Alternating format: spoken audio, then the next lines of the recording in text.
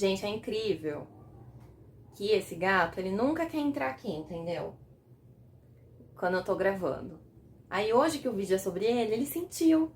Tá querendo marcar presença. Né, Tolstói? É isso, ele concorda.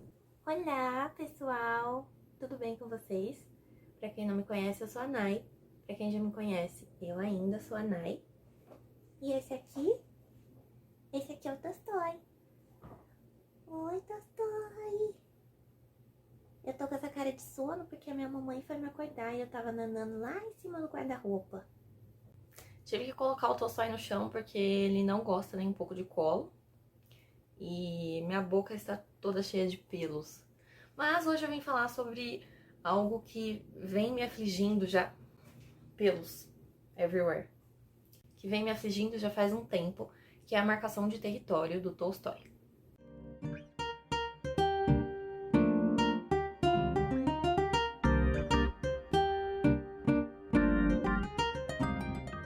Tolstói é um macho de pelo menos 1 ano e 3 meses. Eu trouxe ele pra casa quando ele apareceu no meu antigo emprego. Ele tava subnutrido e a gente resolveu ficar com ele. Ele é um gato muito bonzinho. Então a gente faz a escovação dentária dele. Ele não tenta fatiar ninguém. Ele é um amor de gatinho, ele é muito tranquilo. Ele só não gosta muito de colo, mas ele não morde, ele não faz pra ninguém. E ele é muito tranquilo.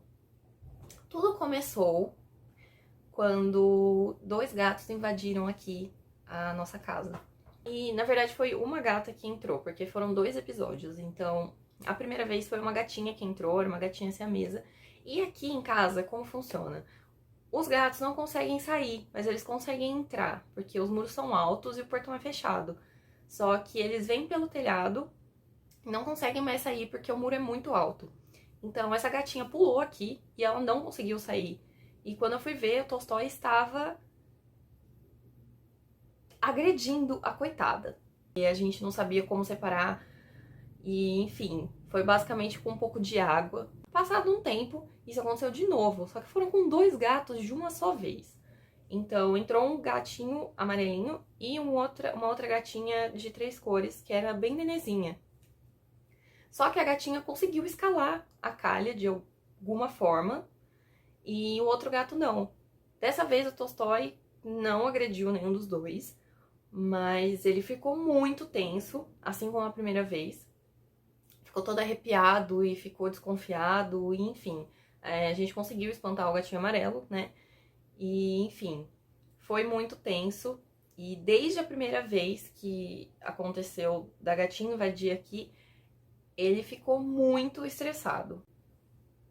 E assim, não tem, na verdade até tem como a gente ter lá, mas é um espaço muito grande e a gente não tem todo esse dinheiro pra ter lá essa parte, né? Mas em relação a isso, não aconteceu mais. Isso foi no ano passado, no começo do ano passado, logo quando ele veio pra cá. A gente acredita que isso tenha sido o principal fator para a marcação de território. Voltando pro Tolstói. Ele foi castrado assim que ele recuperou o peso para poder fazer a cirurgia. Então ele já foi castrado e esse episódio dos gatos foi depois que ele já tinha sido castrado. O que é a marcação de território e como você difere ela do xixi normal? Bom, os gatos eles têm esse instinto de usar a caixinha de areia e cobrir a própria urina. Então, eles não costumam fazer urinar em outros locais que não sejam a caixinha, justamente para se esconder dos predadores. Só que no caso da marcação de território, ele faz isso quando ele se sente ameaçado. Então, pode acontecer em casos de você adotou um bichinho novo, ou em casos como o meu, que entraram outros animais aqui no território dele e ele se estressou ao máximo e resolveu marcar a casa toda. Todas as informações que eu vou falar aqui, elas foram dicas e recomendações de uma veterinária especialista em comportamento, uma veterinária aqui de Bauru, a doutora Ana, e foi ela que deu todas as instruções de como a gente poderia lidar melhor com tudo isso que estava acontecendo. Já passamos por 3 consultas, só que por enquanto nada tem dado resultado. E agora eu vou contar um pouco mais sobre o que aconteceu nesse meio tempo e todas as coisas que a gente fez para tentar reverter esse comportamento. Falando um pouco da sessão, essa veterinária ela vem até a casa e ela pergunta de tudo sobre o gato, sobre a rotina dos tutores e como funciona.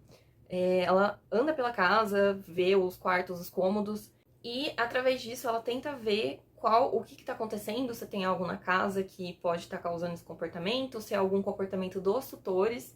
Mas no nosso caso, de início a gente foi com a teoria dos gatos invasores. O ideal é eliminar todos os fatores fisiológicos. Então, poderia ser alguma cistite ou poderia ser algum problema ali físico.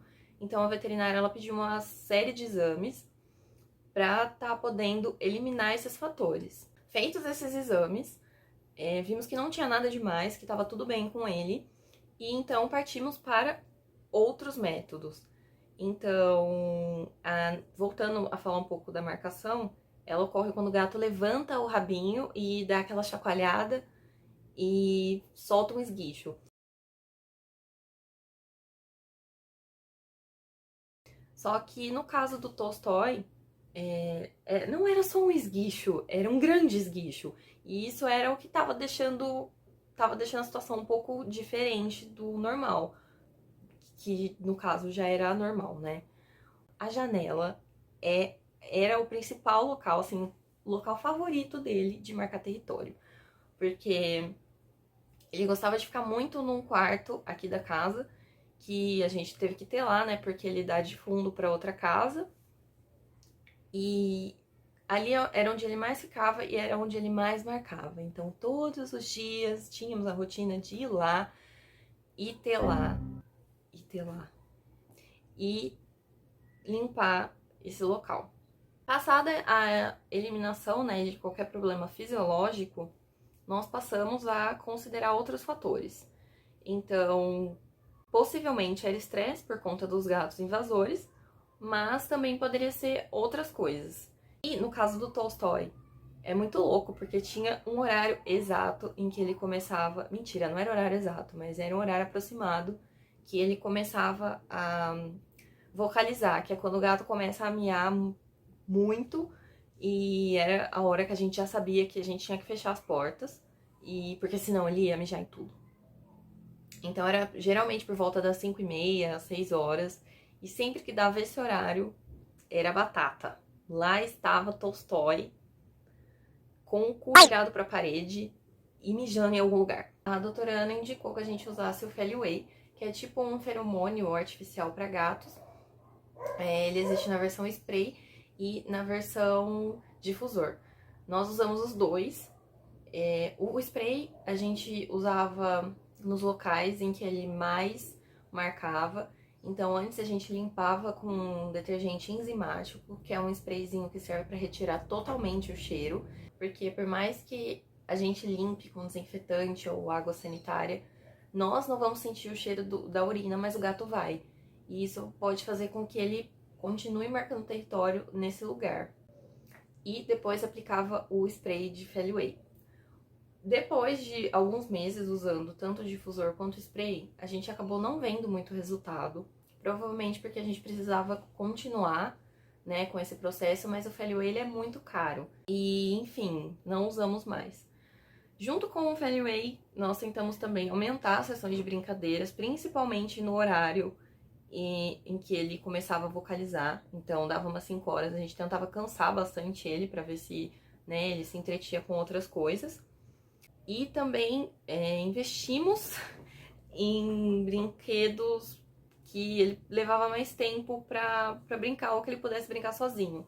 Então, a gente cortou uma caixa de pizza com vários pedacinhos abertos e colocava petisco lá pra ele ficar caçando. Não, não.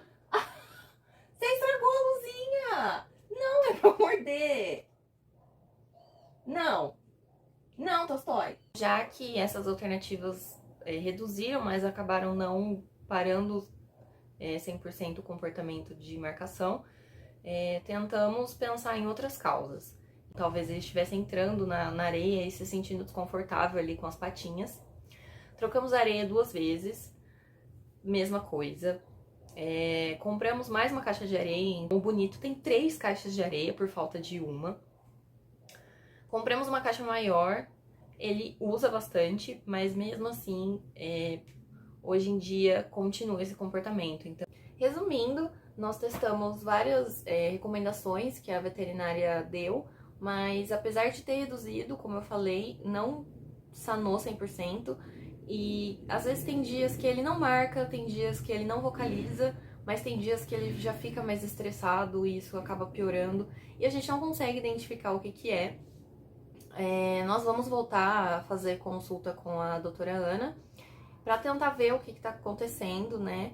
E uma das últimas alternativas é a medicação. E também para medicação, apesar de ser algo muito ruim para eles, né? Causa estresse, querendo ou não, ele é muito tranquilinho, então, igual eu falei, ele não tenta fatiar ninguém, ele não cospe o comprimido, é um gato Nutella, ainda bem. E a gente vai continuar para ver o que vai acontecer, se ela vai recomendar os comprimidos ou não. Só para reforçar, tem algumas coisas que a gente estava fazendo que não são indicadas de maneira alguma para você fazer se estiver acontecendo a mesma coisa com você em casos de marcação de território.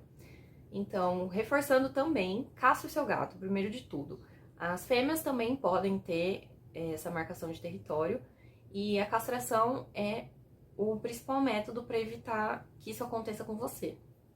Segundo, não puna seu gato de forma alguma, não bata nele, não assuste ele. Isso vai piorar a situação, principalmente se ela decorrer de estresse ou ansiedade. Então, se você estiver vendo seu gato marcar território, não grite não. Nós fazíamos muito isso no começo e mesmo que ele não marcasse ali na nossa frente, ele ia acabar marcando em algum outro lugar. Isso quem falou foi a doutora Ana, então eu tô repassando para que vocês não façam mais isso. Eu sei que eu vou falar uma coisa que é muito difícil de ouvir e de presenciar, mas de acordo com a veterinária, o mais indicado é deixar o gato marcar, depois você limpa e o único jeito de tratar isso é tratando a causa. Além das consultas com a doutora Ana, eu li também um artigo sobre marcação territorial em felinos. É um artigo bem curtinho e bem completo sobre o assunto, então vou deixar o link aqui na descrição para quem tiver interesse em ler. E muito obrigada por quem assistiu até agora. Deixa um like se você gostou desse vídeo, se inscreve no canal, ativa o sininho para não perder a notificação de nenhum vídeo e também comenta aqui embaixo se você já passou por algum caso, se você sofre com isso em casa também. Vamos compartilhar histórias e compartilhar momentos. E, mais uma vez, muito obrigada e até a próxima! Se você assistiu até o final, agora você sabe que os gatos são um dos poucos mamíferos que não conseguem sentir o sabor doce.